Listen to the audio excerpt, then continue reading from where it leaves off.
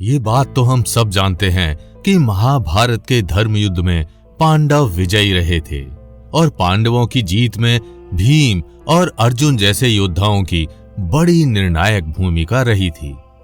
लेकिन क्या आप महाभारत के एक ऐसे पांडव योद्धा के बारे में जानते हैं जो भीम और अर्जुन से भी वीर था? हम सात्यकी, अभिमन्यु, इरावन या घटोत्कच की बात नहीं कर रहे, बल्कि आज हम आपको जिस पांडव योद्धा के बारे में बताने जा रहे हैं उसके बारे में बहुत कम जानने या सुनने को मिलता है। लेकिन एक गुमनाम योद्धा होने के बावजूद इस योद्धा ने महाभारत के युद्ध में वो कारनामे किए जिसे करने में अर्जुन, भीम और भीष्म जैसे कौरव सेनापति असमर्थ थे। तो आखिर कौन था ये पांडव योद्धा और क्या थे उसके कारनामे? आज हम आपको बताएंगे, तो वीडियो को अंत तक जरूर देखिएगा। लेकिन वीडियो को शुरू करने से पहले जय श्री कृष्ण जरूर कमेंट कीजिएगा। भगवान कृष्ण की कृपा आपके घर परिवार पर सदैव बनी रहेगी।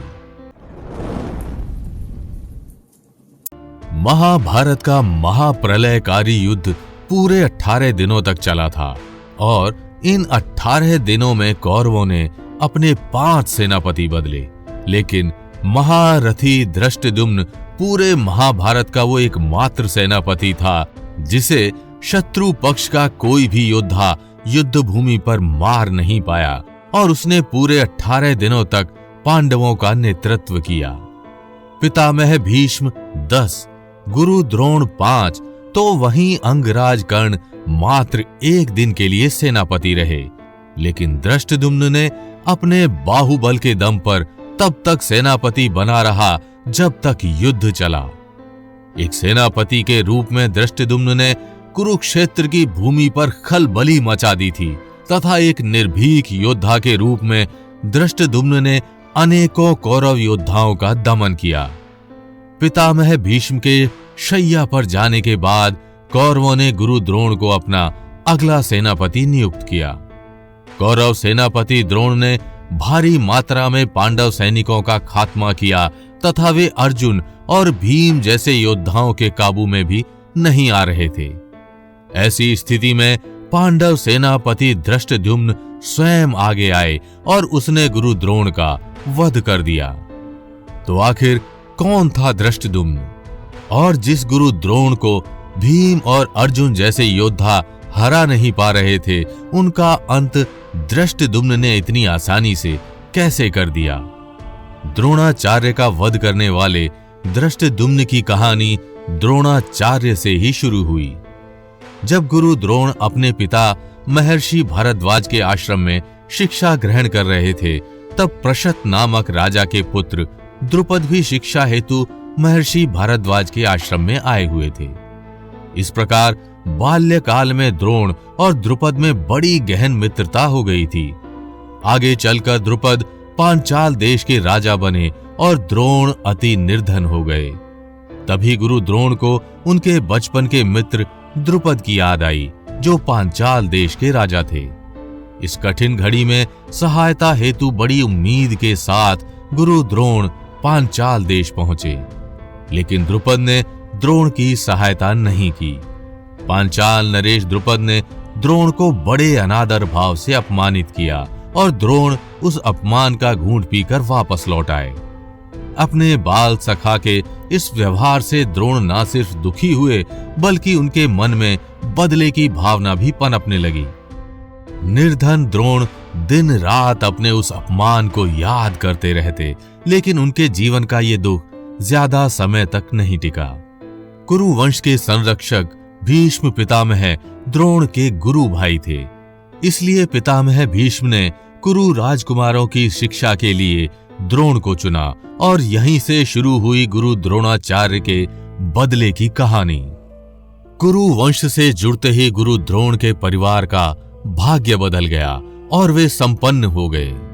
गुरु द्रोण कुरु कुमारों के साथ साथ अपने पुत्र अश्वत्थामा को भी शिक्षा देने लगे। भीष्म ने आचार्य के निवास के लिए धन धान्य से पूर्ण सुंदर भवन की भी व्यवस्था कर दी। आचार्य द्रोण वहां रहकर शिष्यों को प्रीतिपूर्वक शिक्षा देने लगे। धीरे धीरे पांडव और कौरव राजकुमार अस्त्र शस्त्र विद्या में निपुण हो गए। अर्जुन धनुर्विद्या में सबसे अधिक प्रतिभावान निकले। सभी कुरु कुमारों की शिक्षा संपन्न हो चुकी थी। अब बारी थी गुरु दक्षिणा की, और गुरु दक्षिणा में द्रोण ने द्रुपद को मांगा। आचार्य द्रोण के कहने पर कुमारों ने द्रुपद को युद्ध में परास्त करके और उन्हें बंदी बनाकर गुरु दक्षिणा के रूप में गुरु के चरणों में डाल दिया। इसमें अर्जुन ने बड़ी महत्वपूर्ण भूमिका निभाई थी, इसलिए इसके बाद अर्जुन गुरु द्रोण के प्रिय शिष्य बन गए थे। पांचाल नरेश द्रुपद को हराने के बाद गुरु द्रोण ने अश्वत्थामा को उत्तर पांचाल का राजा बना दिया था। इसके बाद भले ही गुरु द्रोण के बदले की अग्नि शांत हो गई थी, लेकिन द्रुपद के मन में बदले की एक अलग भावना उत्पन्न होने लगी। अपने इसी बदले के मार्ग पर द्रुपद को धृष्टद्युम्न नामक एक ऐसा योद्धा मिला जो आगे चलकर द्रुपद का द्रोण के विरुद्ध एक घातक शस्त्र बना। बदले की आग में जल रहे अपमानित द्रुपद ने एक बड़ा ही विशाल यज्ञ किया और उस दिव्य यज्ञ से उन्हें 2 संतानों की प्राप्ति हुई। द्रौपदी और धृष्टद्युम्न द्रुपद के वही दिव्य जन्मा संतान थे। महाभारत के युद्ध में जहां एक तरफ गुरु द्रोण अपने पुत्र अश्वत्थामा के साथ कौरवों का साथ दे रहे थे, वहीं द्रुपद अपने पुत्र धृष्टद्युम्न के साथ पांडवों की तरफ से लड़ रहे थे। धृष्टद्युम्न की वीरता को देखते हुए पांडवों ने उसे सेनापति बनाया और एक सेनापति के रूप में धृष्टद्युम्न ने गुरु द्रोण समेत समस्त कौरव सेना को पूरी टक्कर दी। लेकिन तभी गुरु द्रोण ने धृष्टद्युम्न के 3 पुत्रों और पिता द्रुपद का वध कर दिया। इसके बाद धृष्टद्युम्न मारे क्रोध के गुरु द्रोण से बदला लेने के लिए बेचैन हो गया।